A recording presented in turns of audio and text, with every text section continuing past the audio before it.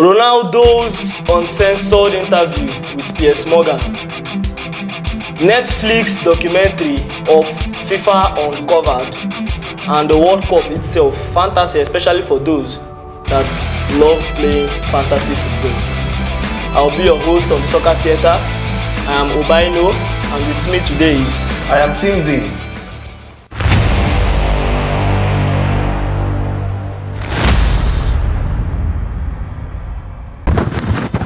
Ronaldo's Uncensored interview. What we're trying to do here is we want to break down his interview with Piers Morgan for those that maybe they don't have time to watch the full 90 minutes of the interview and all of that, and then we want to give our own opinions on the matters that we saw him talk about with Piers Morgan on that interview. And then the first thing that struck me from the first thing he said, when he said he doesn't follow records but the records follow him. That is classic Ronaldo for you. What do you think? Ronaldo has always been, I will not say he's a very proud person, but he's this kind of person that always believes in himself a lot. So I was not really surprised with that statement. Now Ronaldo said that he left the club for years, and when he came back, he met the same structures and facilities still there. The gym, the jacuzzi, the kitchen, even some of the chefs, or if not all the chefs, according to him, were still the same old ones that were there when he left. And then talking about when Ole left, and then they brought in a new manager, and the manager they brought apparently was a sports director that Ronaldo did not even know who he was at the time. Piers Morgan did not even know who he was. We're talking about Ralf Rangnick. What do you have to say about all these things that Ronaldo said? Okay, let me start from the Ralf Rangnick issue.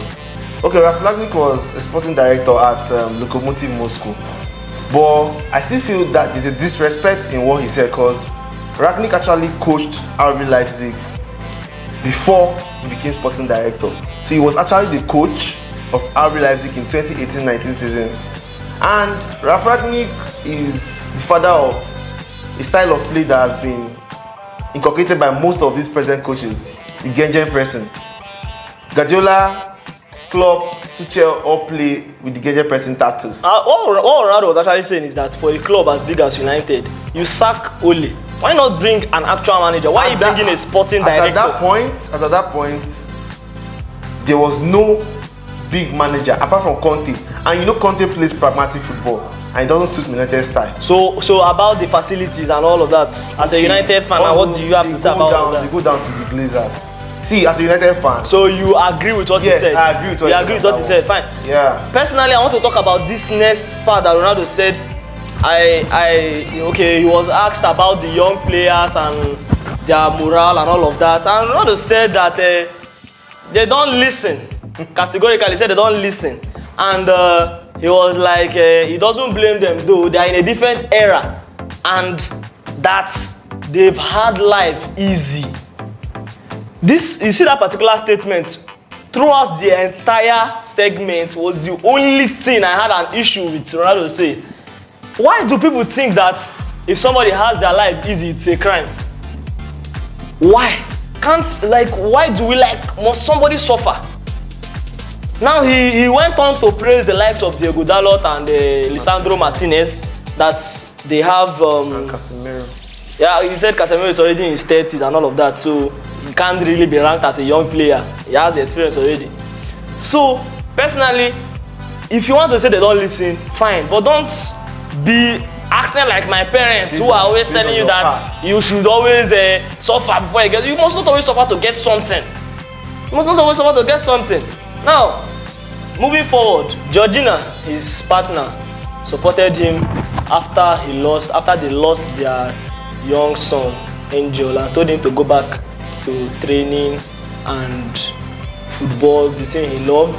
And that for me was a very good highlight of this interview, where we see the woman understanding that yes, this has happened, but life goes on. There are women that you will be with and they'll tell you not to do it. They want to tie you down. They may be among the things that boosts his morale as a person.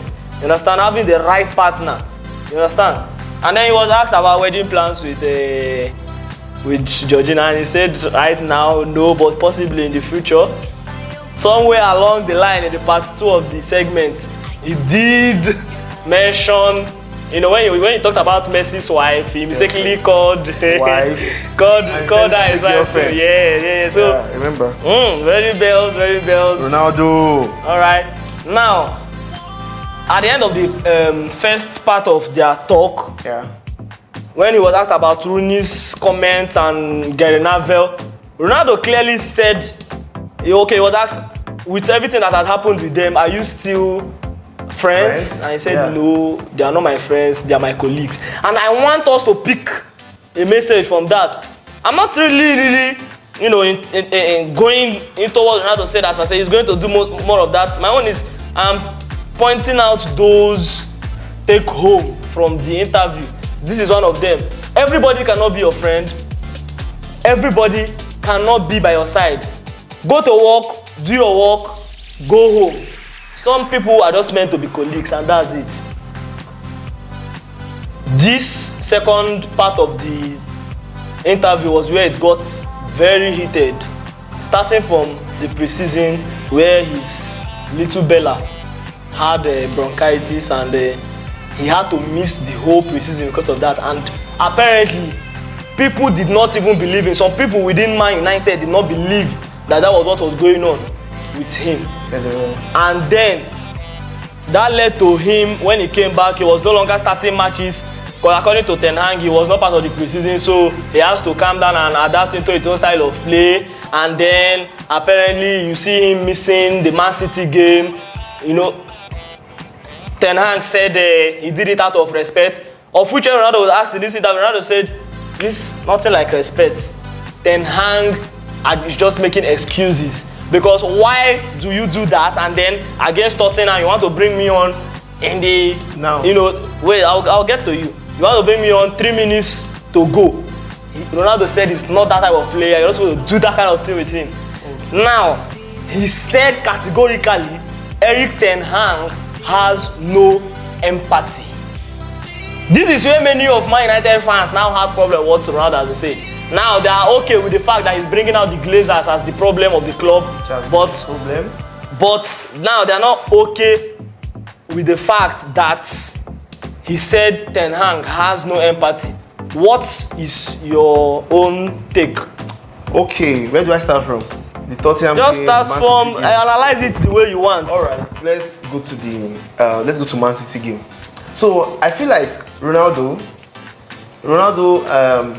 overreacted with that Man City's own to where he said Ten Hag is giving excuses, because you were losing 6-3 at that point.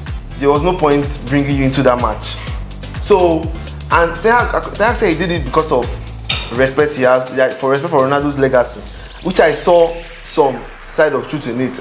Although I know at that point, during this interview, Piers Morgan said around 70 minutes or 80 minutes, you have an experienced player on your bench that you can bring in to just help a little as much as he can, and you are bringing in young stars. You are playing Manchester City. What does it matter? Are they not a football club? Let me go to where I was trying. Now, if you look at City, they play from the back, and if you allow them to play from the back, they will hurt you. At that point, you need someone that can press the centre back, so to disrupt their flow of play. So if you put Ronaldo at that point, he doesn't know how to press. Yeah, he doesn't know how to press very well. You know Ronaldo, he doesn't know how to press very well. So there was no way you put Ronaldo at that point. That's why you put Martial in, and you will see the effect of Martial in that he disrupted Man City's play from the back. That's the only way. You're in support of what happened in that particular match? Yes, and where the icing on the cake is when he said he did it out of respect of Ronaldo's legacy. How can you say, actually in 2009 he lost 5-0 to Barcelona. It was as if, I don't know, there was this thing that came with it. There was this negative thing about Ronaldo that came with it. So energy. So now it's 6-3 against the champions of England. There was no way. I was in support of what Ten Hag did in that match. Then let's go to the Tottenham match. Now it was a whole different scenario. Now we're actually leading 2-0 at home. Okay, I understand the fact that he said he's not the kind of player that will come on and play 3 minutes. But I don't think there's any player that is bigger than the club or bigger than the coach, because the coach is always in charge. At this point, you people keep saying bigger than the club, bigger than the club. The truth is, he's not bigger than the club, but he's kind of the biggest at the club. I understand, but you don't bring somebody. Imagine having Messi and you're putting him on the bench when he's fit. Yeah, that's what I'm trying to say. You're leaving Messi on the bench when he's fit. I understand his legacy, one, but instead, okay, I have no issue with Ten Hag bringing him 3 minutes in, but where I got angry was when he stood up and walked out of the pitch.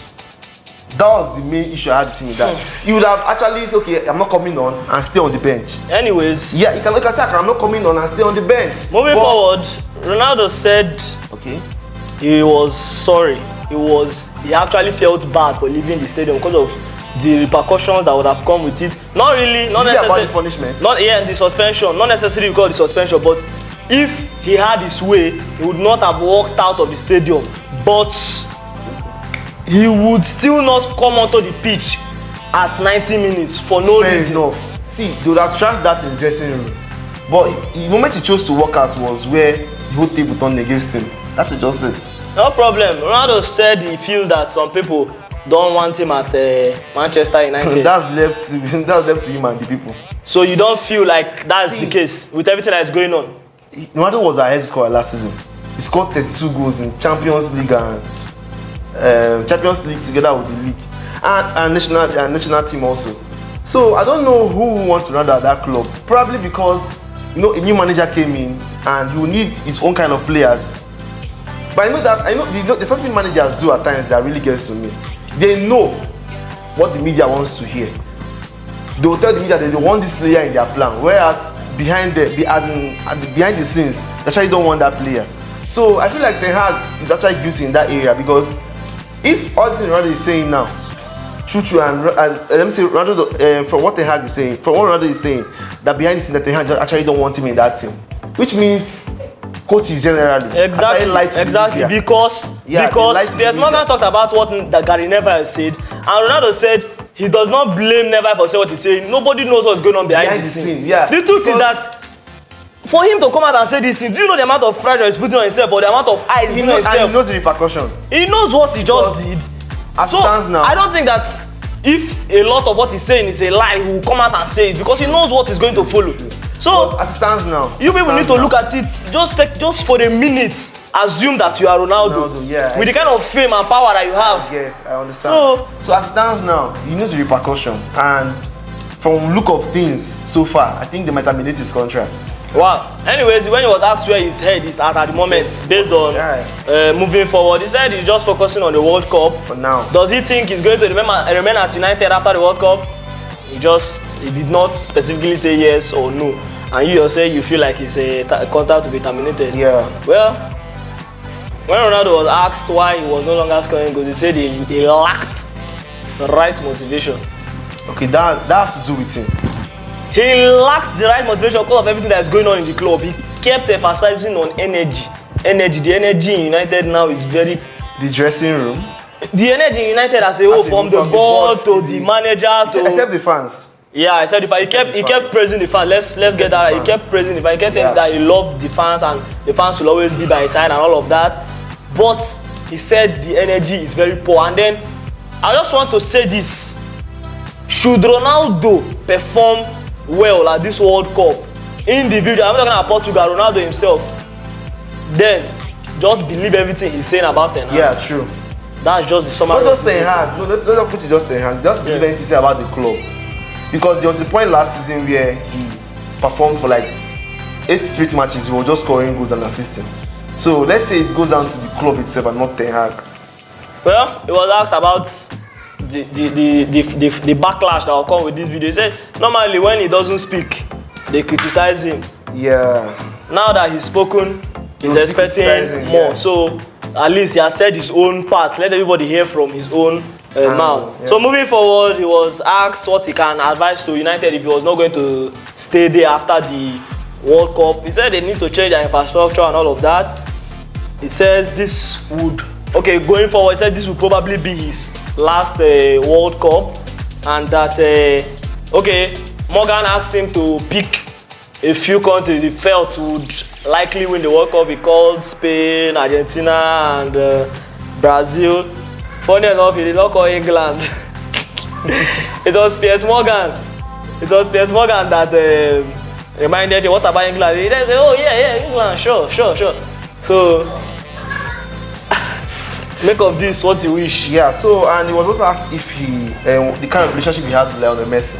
Yeah. Yeah, and I love his response there. I know they are not friends actually, but they respect each other a lot. So, yeah. I like how relationship they have. And then he said it's possible that they could go on to have dinner at some point. Yeah, he said this back in Ballon d'Or 2019 ceremony when he was asked. He said we've shared this stage for 15 years and they're looking forward to having the dinner. When dinner never come home. Ronaldo hopes that Arsenal win the Premier League title. As well. Yeah. Even if Man U cannot win it, then let Arsenal win it. He also says and some Arsenal fans are actually happy with that. They are happy. Yeah. He says he will retire at 40 if he's able to play up till 40. That is the if. And then finally he ended saying that he would love to become a motivational speaker. He would like to motivate young players. Like in this country. Yeah, he would like to motivate, but he will probably go on to write a book on how to maintain longevity in the game of football. So that's basically all about the Ronaldo's interview with Piers Morgan.